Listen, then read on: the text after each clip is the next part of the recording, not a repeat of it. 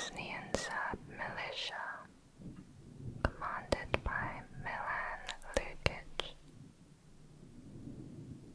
They entered the train and abducted 20 passengers after checking their IDs.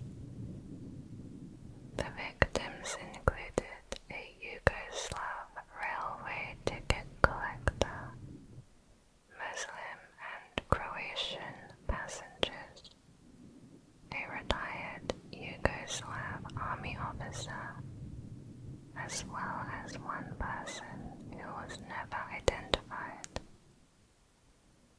The victims were driven to a school building. The perpetrators brought them into the gym, ordered them to undress, then beat them and tied their hands with wire. Already covered in blood, the civilian victims were dragged to a destroyed house in Misici, where they were shot dead. Their bodies were dumped in the Drina River. 4 bodies were recovered, while the others were never found. This is known as the Stripsy Massacre. This and other incidents were part of a campaign of ethnic cleansing conducted against Bosniaks and the Visegrad area by Milan Lukic and his paramilitary unit. Botswana. Segametsi Mogomotsi was a 14-year-old schoolgirl who was found murdered on November 6, 1994, in Mochudi, Botswana. A student from her school summarized the murder as follows. Segametsi was selling oranges to raise money for a school trip. Some men came to her and bought all of her oranges, but they said they did not have change, so they would go get it and come back. So Segametsi waited there all day and into the evening, until it was almost dark. Then some men came and grabbed her, put cotton in her mouth, blindfolded her, and tied up her hands. They took her to a house in the bush, cut her into parts, putting her arms and legs in piles, according to the requests of the businessmen who had ordered the killing. This kind of murder is known as defeco, or medicine murder, and is common in Botswana. It is a ritual murder of a person whose body parts are cut off to make medicine that is used in ceremonies to promote business deals or success. Children, especially highly educated students, are the primary targets because of their perceived potential for success. Protests at the school she attended prompted the government of Botswana to call in Scotland Yard. However, no one has been charged, and an official police report was conducted, but the results have not been released. Brazil. 18-year-old Suzanne von Richthofen was convicted of murdering her parents with the help of her boyfriend and his brother on the night of October 31st, 2002.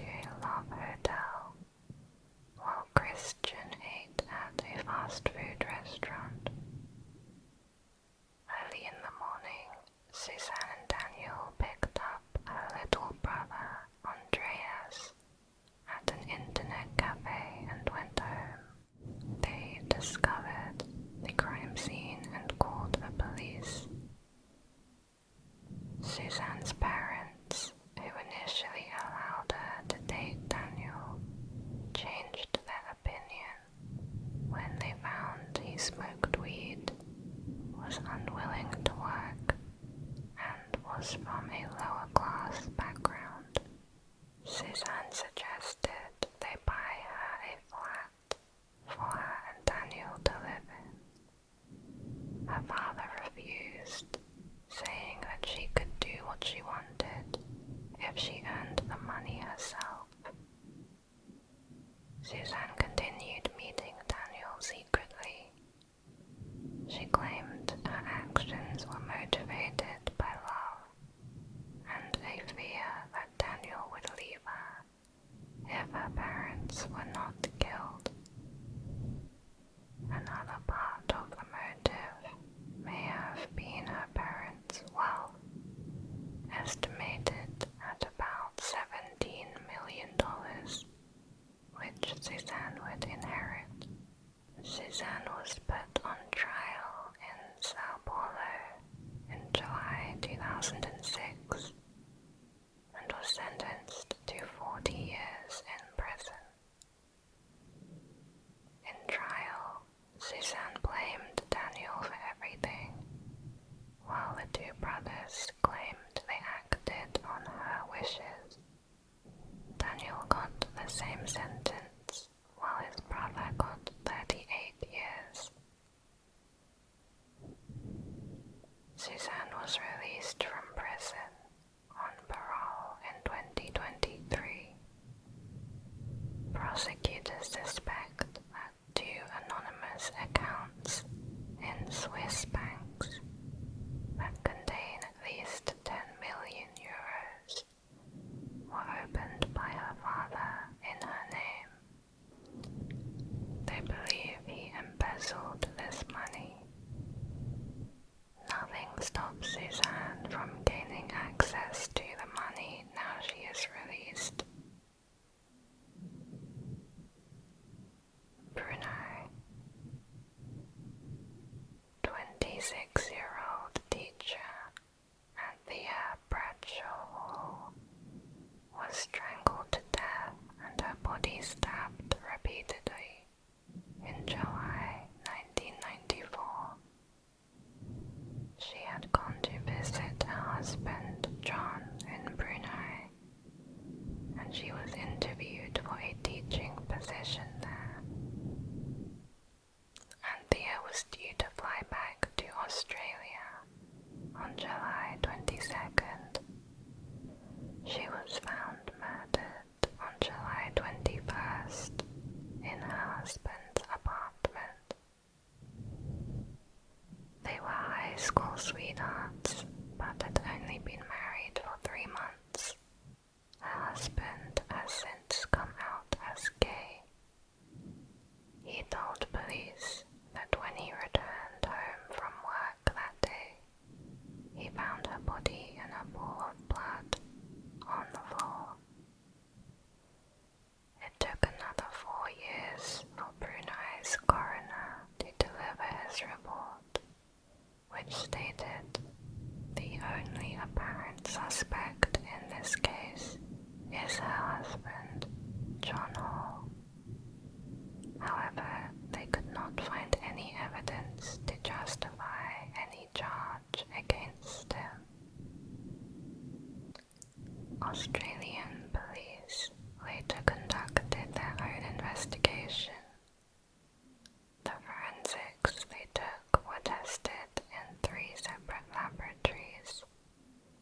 They concluded there was enough evidence to charge Anthea's husband. However, Brunei authorities declared they would not prosecute him, as the law did not allow it.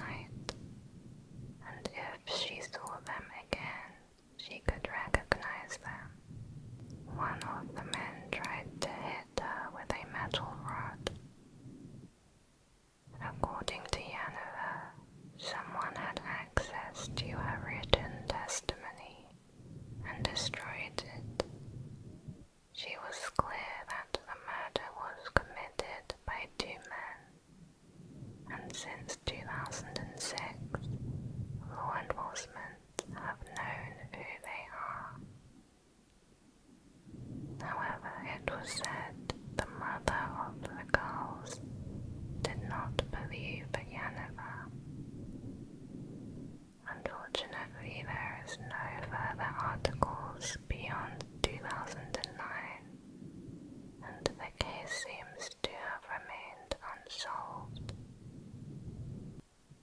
Burkina Faso. On December 13, 1998, Norbert Zongo, an investigative journalist in Burkina, was assassinated, along with his two colleagues and his younger brother. Their bodies were found charred in the car they were traveling in. Norbert was investigating a scandal involving the death of the president's brother's driver, which could have earned him enemies in high places. A suspect was charged in 2001, but 7 years later, the judge issued a dismissal order.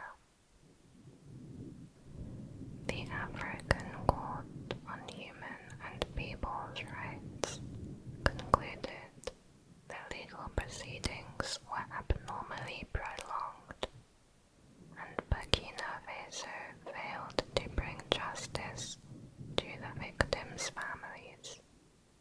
This violated the freedom of expression for journalists who no longer felt protected. In 2014, the court ordered Burkina Faso to pay financial reparations to the family, as well as resume investigations in order to prosecute the perpetrators. Burkina Faso obliged, and an international arrest warrant was issued in 2017 against Francois Compaoré, the brother of the former president, who had fled to France. Francois was arrested at the Roissy airport, and a French decree authorized his extradition in 2020. However, the extradition was suspended in 2021 by the European Court of Human Rights, and then cancelled in December 2023. Burundi. In 2014, 3 elderly Catholic nuns were murdered in their convent. Sister Olga Rasciati was found lying dead in her bedroom, and in the bedroom next door lay the body of Sister Lucia Pellicci. Both had been stabbed and their throats slit. Sister Bernadetta accompanied the bodies to the morgue, then returned to the convent. Father Mario, the head of the mission, wanted to find somewhere else for the nuns to sleep, but the sisters insisted they wanted to stay together and sleep at the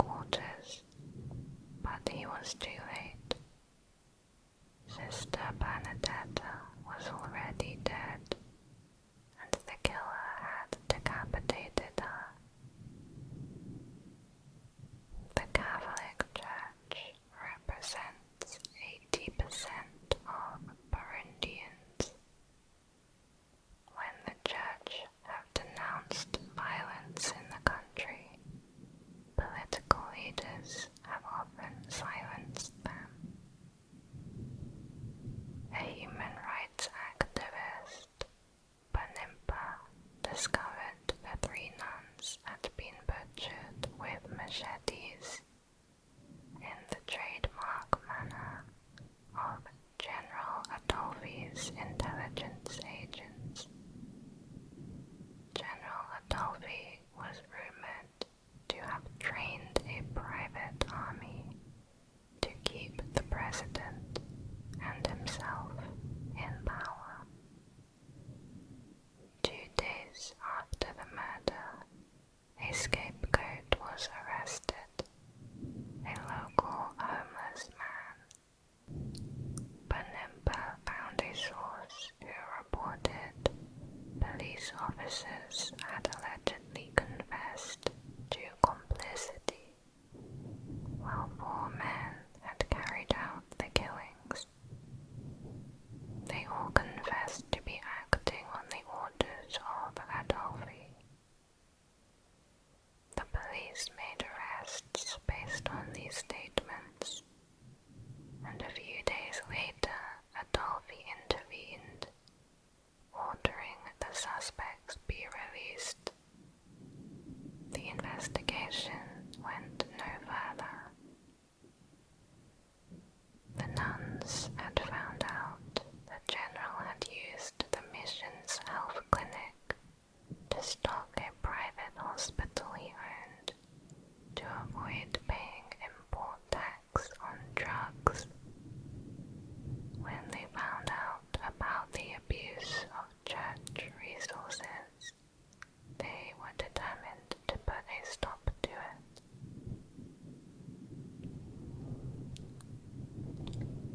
Cabo Verde. Cecino Catana committed his first crime at 17 years old in 1980 when he attempted to stab a man to death.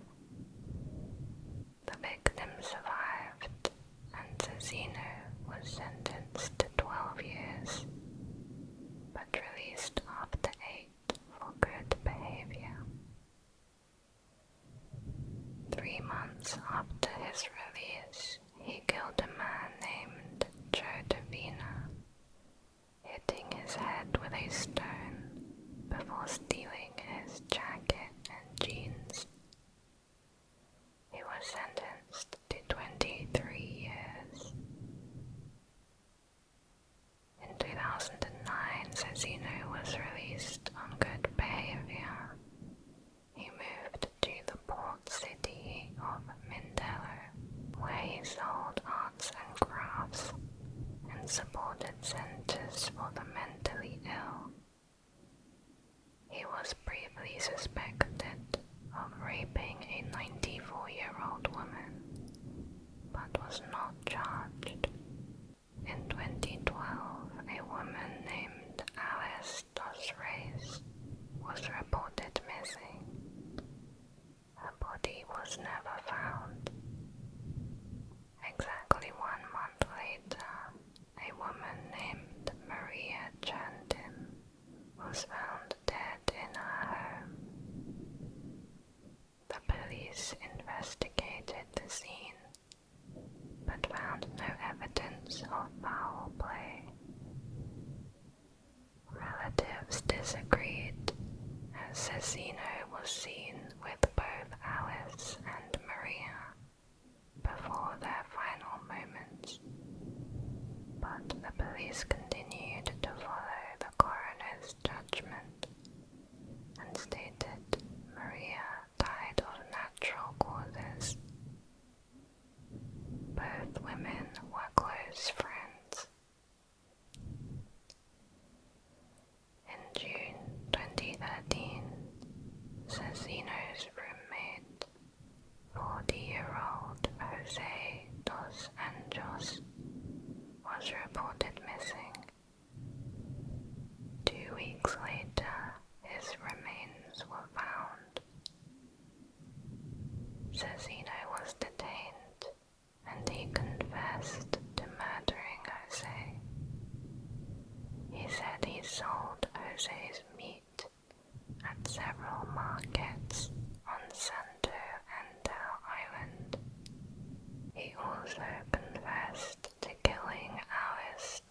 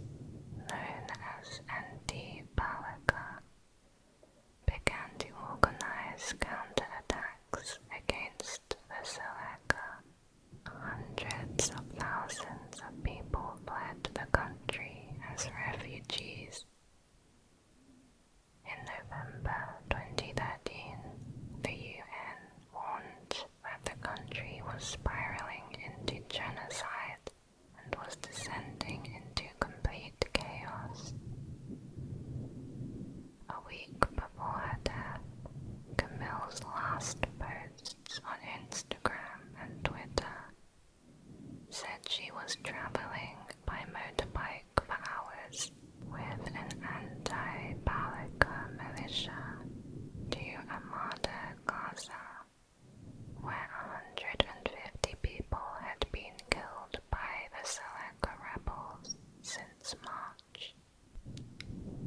Camille's body was found by French peacekeeping troops in a vehicle driven by anti-Balaka rebels. She had been in an area where there was intense fighting between the two sides. She had reportedly been traveling near the border when she became caught up in fighting. Central African Republic continues to be one of the most dangerous places for humanitarians to work. Little has been done to bring Camille's killers to justice. Chad. In 2016, 7 men were sentenced to 10 years for the rape and kidnapping of a schoolgirl in the capital city, N'Djamena. Some of the men came from families with close links to the government, one of which escaped from custody. The victim, Zuhara, is the daughter of an opposition leader and was threatened with death if she spoke about the attack, even though the perpetrators filmed and uploaded a video of the crime onto social media.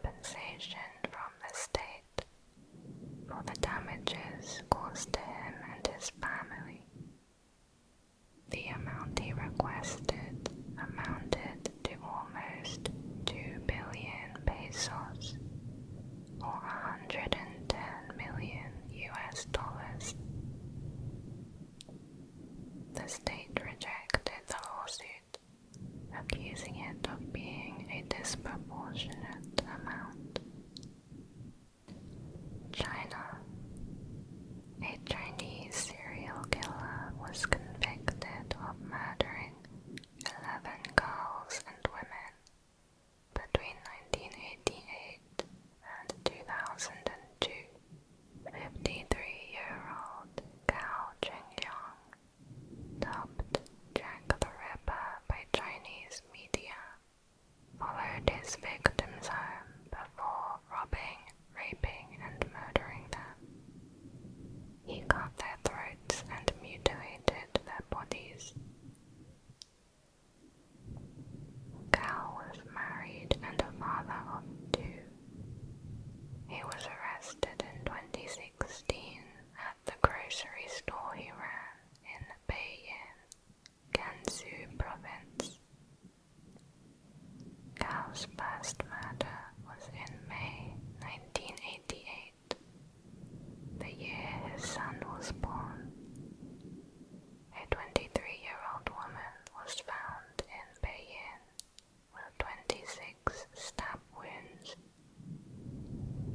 Subsequent murders followed a similar pattern, with the killer often targeting young women who lived alone. He would also cut off parts of their reproductive organs. His youngest victim was 8.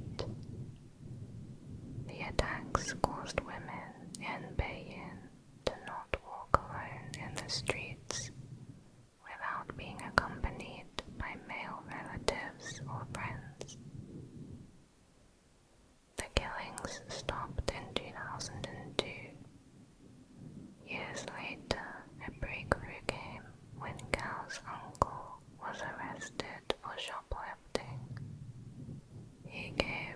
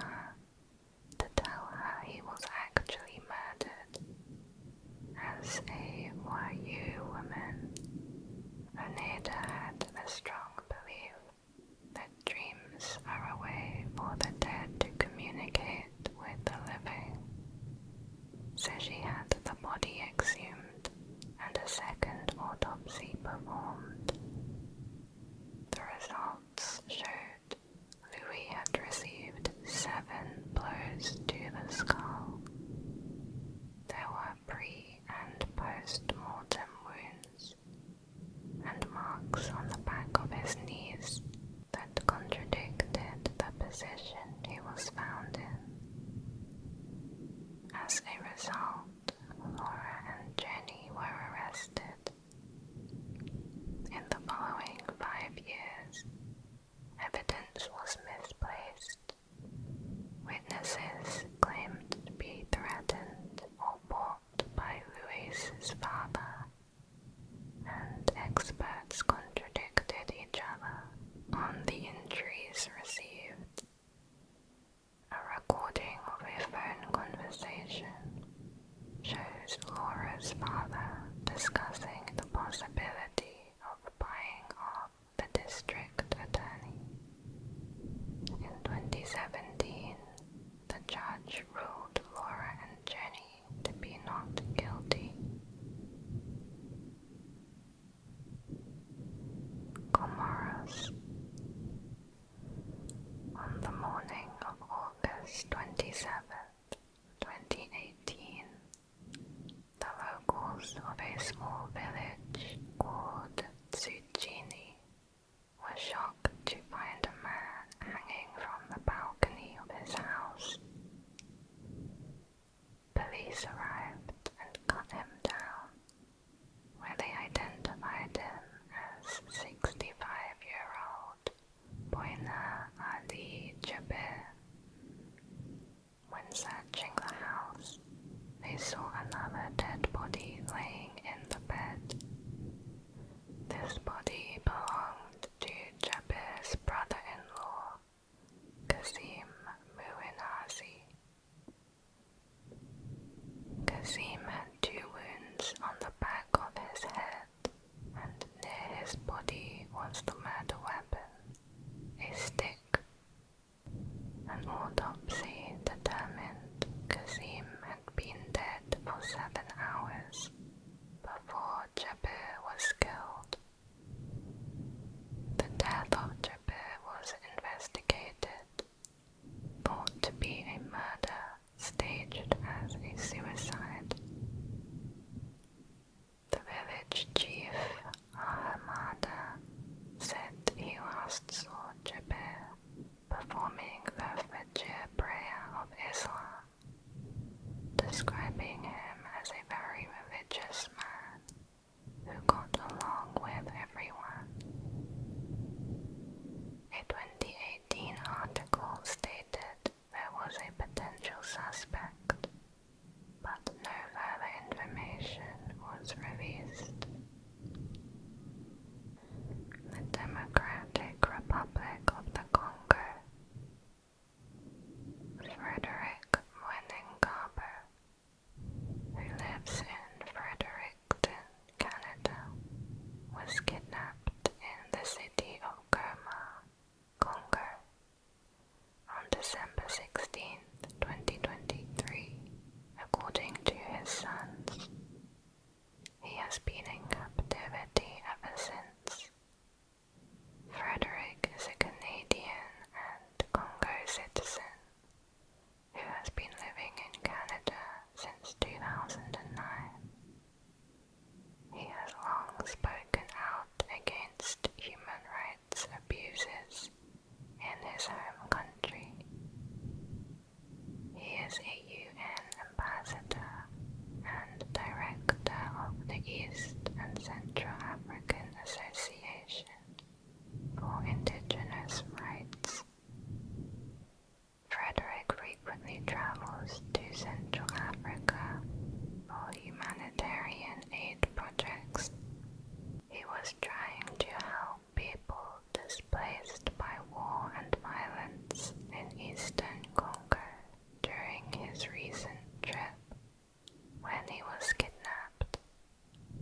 Frederick's sons received messages from the kidnappers who demanded ransom payments, initially asking for $15 million for his release. They sent photos of Frederick, of him sitting in handcuffs with duct tape over his eyes. His sons report a lack of action from the Canadian government compared to other cases where Canadian citizens have been kidnapped abroad. For example, in 2019, 2 University of New Brunswick students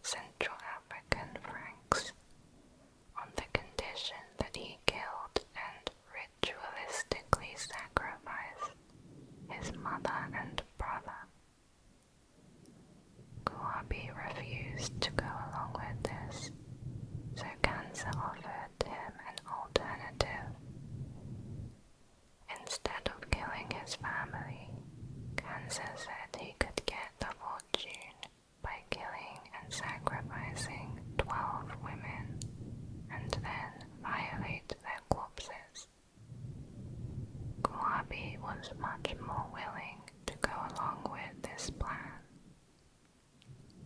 His first victim was Karine Saba, who was waiting at a bus stop one night. He asked where the bus was going, and then that he was going to the same destination as her. Once Karine was distracted by something, Kouabi placed both of his arms around her neck and squeezed until she died of strangulation. After Karine was dead, Kouabi would then finish the ritual by undressing and violating the body, and then stealing any valuables. He repeated this with 7 other victims over the next year.